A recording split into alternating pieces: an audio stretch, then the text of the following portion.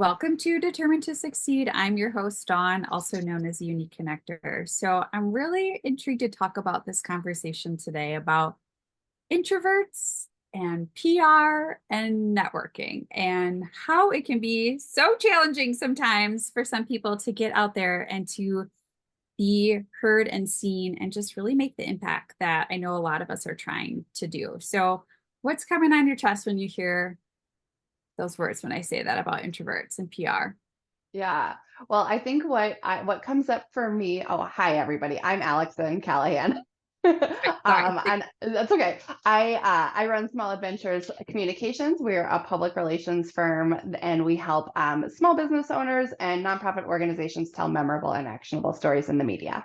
And I am a lifelong introvert, and I'm somebody who, even though I have always worked in public relations and networking is a big piece of like any professional life, I always am more comfortable behind the scenes, helping other people take that step forward and share their expertise. When I was earlier in my career, like the thought of networking, the thought of being the person in the spotlight was terrifying. And over the past couple of years owning my own business, I've had to really teach myself how to take all those awesome like messaging and PR tools that I've built for other people and apply them to myself in a way that feels comfortable, like for me as an introvert. Um, and so how I felt a year ago versus how I feel today about those things is vastly different. Like today, it's all like, oh, opportunity. And I know exactly what messages to hit. I'm going to feel good about this versus that like ice cold pit of fear in your stomach.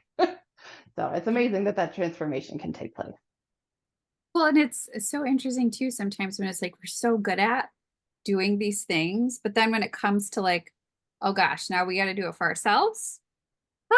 That's Yeah. hard, that's scary. And, either, even if you're an extrovert too, like we all have those scary moments. And especially too, when you're kind of putting yourself out there or when you're running your own business sometimes and putting yourself out there and sharing these things, it's like, makes you cringe. Even for myself, I know I hide behind my events sometimes because I just don't want to come across like big headed or tooting my horn. And I know other people are probably relating to me when I say that. And so, what thoughts do you have when I even say that about trying to bring PR in and not toot our horn?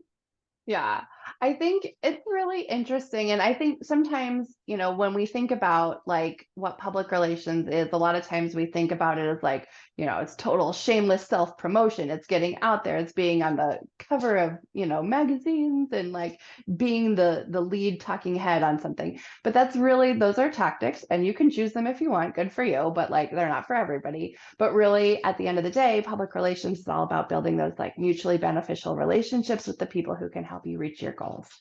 And if you're a business owner and you've been doing it for any amount of time, like, and have had any amount of success, you're actually already good at this because you're building those mutually beneficial relationships. You might not realize like that you're doing a slice of public relations, but you are. And so when we expand it to those media relations tactics, it's really just about finding the outlets that those people are listening to and sharing with them because you can help them by providing whatever service you provide.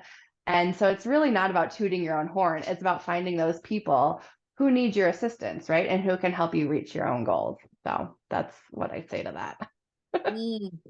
I love that too. And I love how you reframed it because I think that's the one thing is we're just thinking, oh, and maybe it's just how our society has been of just promotion and marketing and all the things and reels and videos and all the stuff that's always in our face and always feel like someone's selling to us, and how to reframe that too, where it's like, you got to show your personality. You got to help put the problem and solution out there so people know about it and know to even come to you. And I know even for myself where it's like, it's just this scary feeling. And it's like putting yourself out there because everybody sees everything now, I feel Yeah. like too. Yeah, it can feel very icky, but I think when you think about it as just you reaching out as a human who has goals and you want to help other people achieve their very human goals, like it's not so icky. And I feel like, when you're thinking about like networking, I always that was a huge cringe factor for me back in the day. Like, oh my gosh, I don't want to go be like smarmy. Here's my card. Like, what do you do? What's like I don't that like what how did you help folks? I'm so like because I'm curious for my own Yeah. knowledge. How did you help folks overcome like that similar ick factor around networking? Well, I think what I always kind of tell people is we have that feeling because we've had that experience. It's like, how many times have you been to an event where someone's just stabbing the business card in your face, or you've been, and sorry to say it, but like those sleazy sales carmen that we've had Yeah. that experience, we instantly maybe think of. And so that's where sometimes it makes us think like, that's how we have to show up. It's like, no, no, no, no, we do not need to show up that way. And so one thing that I really love working with people when it comes to networking, and thanks for asking, by the way, but I always try and find what's going to work for you and to help them rethink differently. Trust me, I've been at every big event in the past in Madison. I was at all of those. I've seen things, I've observed a lot.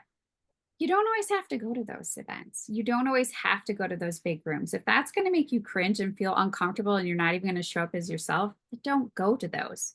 There's many creative ways how you can network. If you sit and think about it, how many people do you already know? And when's the last time you even leveraged those people that you already know? Have you reached out to them? And it's too, I think that's the other thing is it's about building connection. It's not about instantly selling something. So what is something that you can do to build a relationship or to check in on somebody? Everybody wants somebody to check in on them and to care about them. But how can you build relationship and get back to the basics and do it what works for you? So if working for you is more one-on-one virtual, cool. Other people do that these days. It's not that crazy for you to say, hey, here's my virtual link. I can't meet for coffee today. Okay. Or, think about it too, is even from like with your eyes too, is like LinkedIn and all those other tools you can be using for social media where you could be PRing yourself, but you can also build relationships that way. There's messaging ways that you can send voice messages with your actual voice. You can start chatting with people. And I think that's where like, it's not the typical just networking where you have to go in the room, you have to have your business card ready. Like there's so many other ways Hmm. that you can do it that works for you. So that's what I always kind of love to remind people, just because it's not worth the energy for you if you're gonna just hate it and you're never gonna get the right person or client or the right power partner by showing up when you're uncomfortable. Yes, absolutely. Like I love that. That's such a good like mirror to what I offer to folks too is like you do not have to be like putting yourself out to, you know, news outlets that you're not comfortable with or opportunities you're not comfortable with. Like if you know, managing your own channels and being visible on LinkedIn and maybe doing a podcast here and there is enough like good for you. That's amazing. That you can definitely make that into something. And so I love that. Like it's just about finding your own where you're comfortable to be yourself. Yeah. And like how you just said too, there's different ways. Like there's magazines, there's things online, the podcast. Is it using your voice and actually talking things out? Is it writing? I mean, there's so many ways that you can think differently, but also too, even creating your own community sometimes too is finding people that have the same interests as you. I one time did the Leukemia Lymphoma Society uh, Women of the Year campaign. Not really my cup of tea. That is not something I would have thought I would be doing. But once I learned that it was to get a cure for cancer, it made me realize how much it was actually a learning experience because I was going to ask people for donations and people are saying no to me for cancer. Yeah. So think of other things too, where maybe it's finding people that are same passionate, wanting to find a cure, or maybe is it a learning opportunity for me to get more out of my comfort zone when hearing no and realizing it's not something personal why they don't want to work with you. It's maybe because it's just not the right time or the right platform for them. And so that's where I kind of always love giving different ideas and figuring out what works for them. And I think that's where too, going back to the topic earlier about introverts is you got to find what works for you and what makes you feel Hmm. comfortable, but also you got to do it too. You got to be out there. You got to network. you got to do some PR in order to keep growing your business and or even growing in your career. Yes, absolutely. And like those growth can be scary because growth is change, right? But like it's Yeah. so important that we take a deep breath and do that. Otherwise, like we wouldn't be where we're at owning businesses at all if we were like, totally content with where things were. So like you've taken this big step to start a business and to lead it, like don't stop now. You got to Yeah. keep putting yourself out and just like not asking you to jump out of your comfort zone, like just toe the line, just stretch that comfort zone just a little bit. Very good for Yeah. you.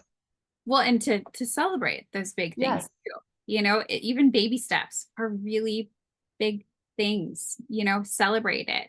How can you really embrace it and learn from that opportunity and know too, like taking that little baby step, okay, I can take even a bigger step. And all that stuff is just going to keep piling on. And that's the part I think is really cool and I didn't look up beforehand, but you and I met, and it probably was over a year ago when we hit record. Yeah, I Um, think it was. right? And like, I feel like it probably was around this time, crazy. But look how even we've transformed in a year and how we've made some pivots and we've tried new things and taken risks. And so, even for you as you reflect, has there been a pivotal moment for you where you're like, oh my gosh, I can't believe I still did that? Like, wow, I did this.